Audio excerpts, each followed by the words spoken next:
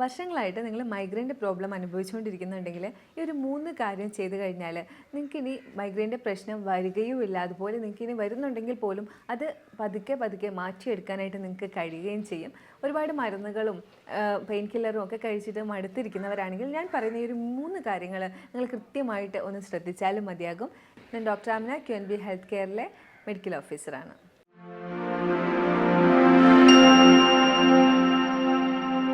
മൈഗ്രെയിൻ്റെ തലവേദന ഒരു സൈഡിലായിട്ടാണ് സാധാരണ ആൾക്കാർ പ്രസൻറ്റ് ചെയ്യുന്നത്. ഒരു സൈഡിൽ പൊട്ടുന്ന വേദനയാണ്. അതുപോലെ തന്നെ വെയിലടിച്ചാലും വലിയ സൗണ്ടുകൾ കേട്ടാലും ഒന്ന് യാത്ര ചെയ്താലും ഒക്കെ ഈ വേദന ഇങ്ങനെ എപ്പോഴും ഉണ്ടാവാറുണ്ട്. ഡോക്ടർ ഇത് എങ്ങനെയാണെന്ന് പരിഹരിക്കുക, എനിക്കെൻ്റെ കുഞ്ഞിനെ പോലും നോക്കാൻ പറ്റുന്നില്ല, വീട്ടിലെ കാര്യങ്ങളൊന്നും ചെയ്യാൻ പറ്റുന്നില്ല എന്ന് പറഞ്ഞിട്ടാണ് സാധാരണ മൈഗ്രെയിൻ പ്രസൻറ്റ് ചെയ്യുന്നത്. തലവേദനകൾ ഒരുപാട് ടൈപ്പുണ്ട്. അതിനകത്ത് വരുന്നതാണ് സൈനസ് ഹെഡേക്ക്. അതായത് നമ്മുടെ മുഖത്തെ എല്ലിലും പുരികത്തും ഒക്കെ കണ്ടുവരുന്ന തലവേദന. സൈനസ് ക്യാവിറ്റീസ്, ഫേസിൽ മർദ്ദനമൊക്കെ ഒന്ന് നിയന്ത്രിക്കാൻ വേണ്ടി വെച്ചിരിക്കുന്ന ക്യാവിറ്റി, പക്ഷേ അതിനകത്തേക്ക് ഫ്ലൂയിഡ് ഫില്ലായി പിന്നെ അതിന് ഇൻഫെക്ഷൻ വന്നതിന് ശേഷം ഉണ്ടാകുന്ന വേദനയാണ് സൈനസൈറ്റിസ്. അപ്പോൾ സൈനസൈറ്റിസ് ഹെഡേക്ക് വരാറുണ്ട്. അതുപോലെ തന്നെ ക്ലസ്റ്റർ ഹെഡേക്ക് എന്ന് പറഞ്ഞാൽ പുരുഷന്മാരിൽ മാത്രം കാണുന്ന ഈ ഒരു റീജിയൻ, ബാക്ക് റീജിയനിൽ വരുന്ന ഹെഡേക്സ് വരാറുണ്ട്. ടെൻഷൻ ഹെഡേക്ക് വരാനുള്ള സാധ്യതയുണ്ട്. അതായത് ടെൻഷൻ എടുക്കുന്ന സമയത്ത് ഈ ഒരു റീജിയൻ, അതായത് ഫ്രോണ്ടൽ റീജിയൻ എന്ന് പറയും, തലയുടെ ഫ്രണ്ട് ഭാഗത്തായിട്ട് വേദന വരാറുണ്ട്. എന്നാൽ മൈഗ്രെയിൻ്റെ തലവേദന വരുന്നത് വൺ സൈഡ് ആയിട്ടായിരിക്കും. അത് തന്നെ ത്രോബിങ് പെയിൻ എന്ന് പറയും. ഇങ്ങനെ ഒരു കുത്തുന്ന പോലത്തെ വേദനയായിരിക്കും. അതുപോലെ ഇത് ഒരു 3 മണിക്കൂറിൽ കൂടുതൽ ലാസ്റ്റ് ചെയ്യുകയും ചെയ്യും. 3 മണിക്കൂർ മുതൽ ഒരു 3 ദിവസം വരെയൊക്കെ ലാസ്റ്റ് ചെയ്യുന്ന തലവേദനയാണ്. അതുകൊണ്ട് തന്നെ ഇതാണ് തലവേദനകളിൽ വെച്ച് നമുക്ക് ഫേസ് ചെയ്യുമ്പോൾ ഒത്തിരി ബുദ്ധിമുട്ടുണ്ടാക്കുന്ന തലവേദന. ഇത് വന്നു കഴിഞ്ഞാൽ ഒരു 3 ദിവസം വരെ ചിലപ്പോൾ പേഷ്യൻറ്റിന് എണീക്കാൻ പറ്റില്ല. അതുപോലെ തന്നെ ബ്ലൈൻഡായി പോവുകയൊക്കെ ചെയ്യും പേഷ്യൻസ്. ഒത്തിരി വൊമിറ്റിങ്ങിൻ്റെ പ്രശ്നം, പേഷ്യൻറ്റിന് എണീക്കാൻ പറ്റുന്നില്ല, മെൻ്റലിയും ഫിസിക്കലിയും ടയേർഡായി പോവും. അതുകൊണ്ട് തന്നെ മൈഗ്രെയിൻ വരുന്നവരെപ്പോഴും ചോദിക്കുന്നൊരു കാര്യമാണ്, ഡോക്ടറെ എനിക്ക് ട്യൂമറിൻ്റെ പ്രശ്നം വല്ലതുമാണോ എന്ന്. കാര്യം അവർക്ക് അത്രയും ബുദ്ധിമുട്ട് വരുമ്പോൾ അവർ തന്നെ ചിന്തിച്ച് പോകുന്നതാണ് ഇനി ട്യൂമറാണോ എന്നുള്ളത്. പക്ഷെ ട്യൂമറാണെങ്കിൽ തലവേദന വരില്ല എന്നല്ല, ഇങ്ങനെ ആയിരിക്കില്ല. അടിക്കടി തലവേദന ഉണ്ടാവും. പിന്നെ ഈ ഒരു വൺ സൈഡ് ഹെഡേക്കൊന്നും ആയിരിക്കില്ല, സ്ഥലം വേറെയൊക്കെ തന്നെ ആയിരിക്കും. അതുപോലെ ട്യൂമറാണെങ്കിൽ കോഗ്നിഷൻ പ്രോബ്ലംസ് ഉണ്ടാവും, സംസാരത്തിലോ അല്ലെങ്കിൽ ചിന്തയിലോ അല്ലെങ്കിൽ മറവിയോ അങ്ങനത്തെ പ്രശ്നങ്ങൾ കൂടി പ്രസൻറ്റ് ചെയ്യും. ഇത്തരത്തിലുള്ള പ്രശ്നങ്ങളൊക്കെ ആണെങ്കിലായിരിക്കും ട്യൂമറായിട്ട് പ്രസൻറ്റ് ചെയ്യുന്നത്. അല്ലാതെ ചിലപ്പം പെട്ടെന്ന് വെയിറ്റ് ലോസ് ഉണ്ടാകുന്നത്, എപ്പോഴും ക്ഷീണം അനുഭവപ്പെടുന്നത് ഒക്കെ ഈ ഒരു ട്യൂമറായിരിക്കാം. അല്ലാതെ മൈഗ്രെയിൻ ആണെങ്കിൽ ഇത്തരം കാര്യങ്ങളൊന്നും ഉണ്ടാവില്ല. എപ്പോഴും പ്രസൻറ്റ് ചെയ്യുന്നത് വൺ സൈഡഡ് ഹെഡേക്കോ അല്ലെങ്കിൽ അവർക്ക് ട്രിഗറിങ് ഫാക്ടേഴ്സ് വരുമ്പോഴോ ഒക്കെ ആയിരിക്കും. മൈഗ്രെയിൻ വന്നു തുടങ്ങി, മൈഗ്രെയിൻ ഒരു 13 വയസ്സൊക്കെ ഉള്ള കുട്ടികൾക്കാണ് സാധാരണ സ്റ്റാർട്ട് ചെയ്യുന്നത്. പിന്നെ ഏത് ഏജ് വരെ ആയാലും വരാം. അതിൽ കുറവ് പ്രായമുള്ളവർക്ക് മൈഗ്രെയിൻ വരുന്നുണ്ട്. അപ്പോൾ ഇങ്ങനെ മൈഗ്രെയിൻ വന്നു തുടങ്ങി. ഈ മൈഗ്രെയിൻ വന്നു തുടങ്ങിയതിന് ശേഷം പിന്നീട് ട്രിഗറിങ് ഫാക്ടേഴ്സ് പിന്നെ എഫക്റ്റ് ചെയ്യുന്നുണ്ടെങ്കിൽ മൈഗ്രെയിൻ വരും. മൈഗ്രെയിൻ വരാൻ കാരണം എന്തെങ്കിലുമൊക്കെ സ്ട്രെസ്സ് കൂടുതൽ എടുക്കുന്ന രീതിയിലുള്ള ലൈഫ് സ്റ്റൈലായിരിക്കാം.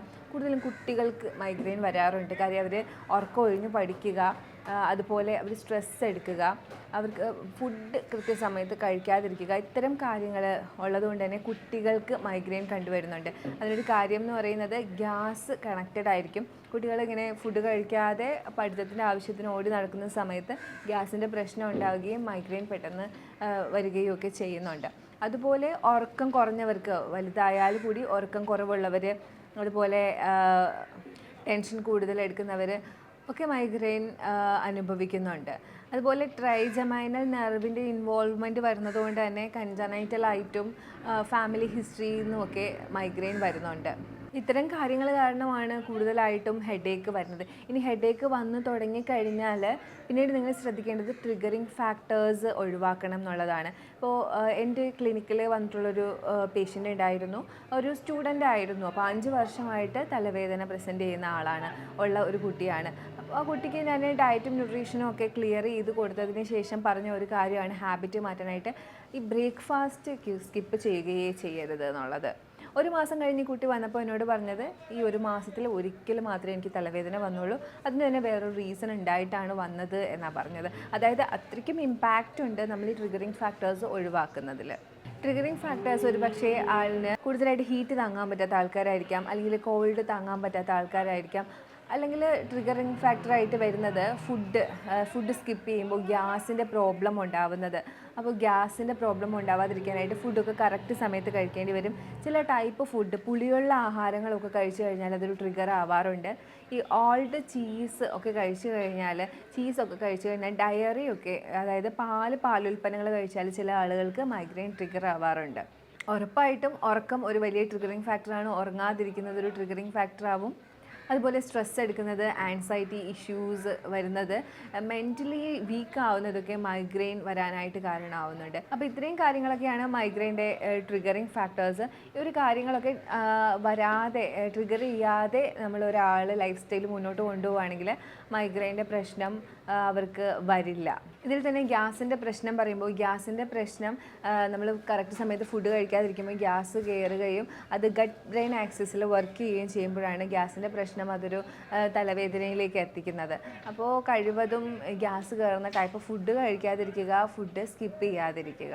അതുപോലെ ഉറക്കത്തിൻ്റെ കാര്യം പറയുകയാണെങ്കിൽ, ഉറക്കം സ്കിപ്പ് ചെയ്യുന്ന ആളുകൾക്ക് തലവേദന വരാറുണ്ട്. അതുപോലെ തന്നെ തലവേദന വന്നാൽ ഒരു 3 മണിക്കൂർ നല്ല രീതിയിൽ ഇരുട്ട് റൂമിൽ റെസ്റ്റ് എടുത്തു കഴിഞ്ഞാൽ തലവേദന കുറയാറുമുണ്ട്. അപ്പോൾ ഇത്തരത്തിൽ തലവേദന കുറയാൻ കാരണം ഈ ഒരു ടൈമിൽ ഒരു 3 അവർ നല്ല ഇരുട്ട് റൂമിൽ സമാധാനത്തോടു കൂടി ഉറങ്ങുന്ന സമയത്ത് ഒരുവിധമുള്ള ട്രിഗറിങ് ഫാക്ടേഴ്സൊക്കെ അവോയ്ഡ് ആവുന്നുണ്ട്. അതായത് ഇപ്പം തണുപ്പ്, ചൂട്, എന്ത് പ്രശ്നമായാലും അപ്പോൾ നമ്മളൊരു കംഫോർട്ടബിൾ സ്പേസിലിരിക്കുന്നത് കൊണ്ട് തന്നെ അത് പരിഹരിക്കുന്നുണ്ട്, ഉറക്കം പരിഹരിക്കുന്നുണ്ട്, സ്ട്രെസ്സ് പരിഹരിക്കുന്നുണ്ട്. അപ്പോൾ ഇതെല്ലാം ഒന്ന് പരിഹരിച്ച് വരുമ്പോൾ ആ കിട്ടുന്ന ഒരു റിലീഫാണ് ഇരുട്ട് റൂമിലിരുന്ന് കഴിഞ്ഞാൽ മൈഗ്രെയിൻ പേഷ്യൻസിന് കിട്ടുന്ന ഒരു റിലീഫിന് കാരണം.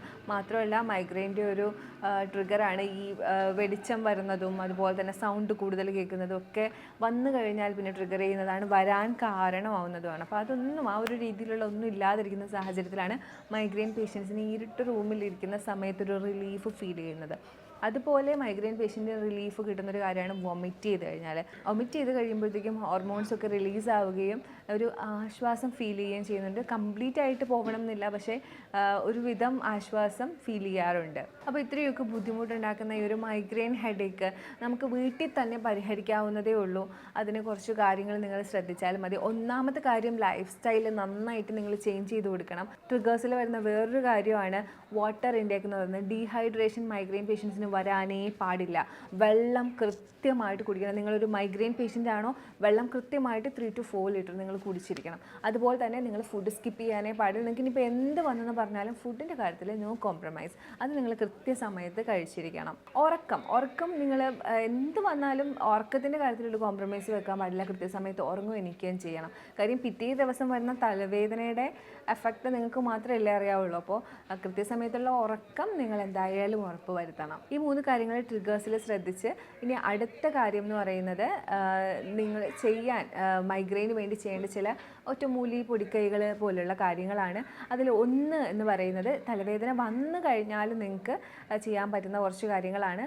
തുമ്പ ഇല, നമ്മുടെ മുറ്റത്തൊക്കെ ഉള്ള തുമ്പ ചെടിയുടെ ഇല അരച്ച് നെറ്റിയിൽ പുരട്ടുന്നത് മൈഗ്രെയിൻ ഹെഡേക്ക് കുറയാനായിട്ട് നിങ്ങൾക്ക് ഹെൽപ്പ് ചെയ്യും. അതുപോലെ തന്നെ മല്ലിപ്പൊടി അത് ഒന്ന് കുഴച്ച് തലയിൽ അപ്ലൈ ചെയ്താൽ ഹെഡേക്ക് റിലീഫാവും. അതായത് 1 ടീസ്പൂൺ ഇഞ്ചിയുടെ പൊടി 250 ml വെള്ളത്തിൽ തിളപ്പിച്ച് അതിൻ്റെ പകുതിയാക്കിയതിന് ശേഷം ഒരു ദിവസത്തിൽ 3 വട്ടം കൺസ്യൂം ചെയ്ത് കഴിഞ്ഞാൽ മൈഗ്രെയിൻ തലവേദന കുറഞ്ഞു കിട്ടും. ഇത് കൂടുതലായിട്ടും പ്രഗ്നൻറ്റ് വുമൺസും ഡയബറ്റീസും ഹൈപ്പർ ടെൻഷൻ മരുന്നെടുക്കുന്നവരൊക്കെ മോണിറ്ററിങ്ങിൽ മാത്രമേ ചെയ്യാൻ പാടുള്ളൂ. നമ്മുടെ വയലിൻ്റെ വരമ്പത്തൊക്കെ കാണുന്ന ബ്രഹ്മി എന്ന് പറയുന്ന ഒരു ഔഷധ ചെടിയുണ്ട്. അത് ഉള്ളിലേക്ക് എടുക്കുന്നത് മൈഗ്രെയിൻ ഉള്ളവർക്ക് മൈഗ്രെയിൻ കുറയാനായിട്ട് ഹെൽപ്പ് ചെയ്യുന്നുണ്ട്.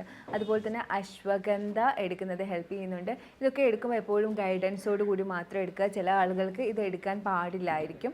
അപ്പോൾ ഇത്രയും കാര്യങ്ങളൊക്കെ എടുക്കുകയാണെങ്കിൽ മൈഗ്രെയിൻ്റെ ഹെഡേക്ക് നിങ്ങൾക്ക് കുറഞ്ഞു കിട്ടും. അല്ലാതെ വേറൊരു ആപ്ലിക്കേഷൻ നിങ്ങൾക്ക് ഡെയിലി ചെയ്യാൻ പറ്റിയതാണ്. ഉറങ്ങാൻ സമയത്ത് ഒരു ടെമ്പിൾ ഏരിയയിൽ നമ്മുടെ ഇയറിൻ്റെ ഫ്രണ്ട് വശത്തായിട്ട് നെറ്റിക്കും താടിയെല്ലിനും ഇടയിലായിട്ട് വരുന്ന ഈ ഒരു ഏരിയയ്ക്ക് നിങ്ങൾ ലാവൻഡർ ഓയിൽ, ഏതെങ്കിലും ഒരു കരിയർ ഓയിൽ, ആവണക്കെണ്ണയിലോ കോക്കനട്ട് ഓയിലിലോ ഒന്ന് മിക്സ് ചെയ്ത് അപ്ലൈ ചെയ്ത് കൊടുക്കുക. എവറി ഡേ അപ്ലൈ ചെയ്ത് കൊടുക്കുകയാണെങ്കിൽ ഒരു മാസത്തിൽ നിങ്ങൾക്ക് റിലീഫ് കിട്ടും. ഇതെല്ലാം ഒരുമിച്ച് ചെയ്യണം. ഇതെല്ലാം ഒരുമിച്ച് ചെയ്യണമെന്നല്ല, ഡയറ്റും നിങ്ങളുടെ ട്രിഗറിങ് ഫാക്ടർ ഒഴിവാക്കുന്നതും ഇതിലേതെങ്കിലും ആപ്ലിക്കേഷൻസും. ഒരു ഡെയിലി ആപ്ലിക്കേഷൻ, അതായത് ലാവൻഡർ ഓയിലിൻ്റെ ആപ്ലിക്കേഷൻ, പിന്നെ ഒരു ഉള്ളിലേക്ക് എടുക്കുന്നത്, ഇപ്പോൾ ജിഞ്ചർ എടുക്കുന്നതായിരിക്കും ഏറ്റവും ബെസ്റ്റ്. അതാകുമ്പോൾ നിങ്ങൾക്ക് ഡെയിലി എടുക്കാൻ പറ്റും. അതുപോലെ നിങ്ങൾക്ക് തലവേദന വരുന്ന സമയത്ത് അരച്ച് പുരട്ടാൻ പറ്റിയത് ഒന്നിൽ മല്ലി അല്ലെങ്കിൽ തുമ്പയില, ഇതിലേതെങ്കിലും ഒന്ന് ചൂസ് ചെയ്യുക. അപ്പോൾ ഇത് ചൂസ് ചെയ്ത് വെക്കുക. പിന്നെ നിങ്ങൾ ട്രിഗറിങ് ഫാക്ടർ ഒഴിവാക്കുക, ഡയറ്റും ശ്രദ്ധിക്കുക. ഇത്രയും കാര്യങ്ങൾ നിങ്ങൾ ഒരുമിച്ച് ചെയ്യുകയാണെങ്കിൽ ഉറപ്പായിട്ടും മൈഗ്രെയിൻ്റെ പ്രശ്നം നിങ്ങൾക്ക് മാറി കിട്ടുക തന്നെ ചെയ്യും. നമ്മൾ ഏതൊരു ഡിസീസാണോ ഫേസ് ചെയ്യുന്ന, കണ്ടീഷനാണോ ഫേസ് ചെയ്യുന്നത്, അതിനനുസരിച്ച് നമ്മുടെ ലൈഫ് സ്റ്റൈൽ മാറ്റിയേ മതിയാവുള്ളൂ. അപ്പോൾ ഗ്യാസ് വരുന്ന പ്രശ്നങ്ങൾ, ട്രിഗറിങ് ഫാക്ടേഴ്സ്, പല രീതിയിലുള്ള ട്രിഗറിങ് ഫാക്ടേഴ്സൊക്കെ ഒഴിവാക്കി ഇതെല്ലാം ഒന്ന് നോക്കുകയാണെങ്കിൽ ഉറപ്പായിട്ടും നിങ്ങളുടെ മൈഗ്രെയിൻ മാറി കിട്ടുക തന്നെ ചെയ്യും. അപ്പോൾ ഞാൻ ഈ പറഞ്ഞ കാര്യങ്ങളൊക്കെ നിങ്ങൾക്ക് മനസ്സിലായി, നിങ്ങൾക്ക് ചെയ്യാൻ പറ്റും തന്നെയാണ് ഞാൻ വിചാരിക്കുന്നത്. ഞാൻ ഈ പറഞ്ഞ കാര്യങ്ങളൊക്കെ നിങ്ങൾക്ക് യൂസ്ഫുൾ ആവുമെന്ന് വിചാരിക്കുന്നു. ഇനി എന്തെങ്കിലും ഡൗട്ട്സ് മൈഗ്രെയിനെ സംബന്ധിച്ച് നിങ്ങൾക്ക് ഉണ്ടെങ്കിൽ ഈ കാണുന്ന നമ്പറിൽ നിങ്ങൾക്ക് കോൺടാക്റ്റ് ചെയ്യാവുന്നതാണ്. നമുക്ക് ഓൺലൈൻ കൺസൾട്ടേഷനും അവൈലബിൾ ആണ്. Thank you for watching my video. വേറൊരു വീഡിയോയിലേക്ക് കാണുന്നവരേക്കും ബൈ.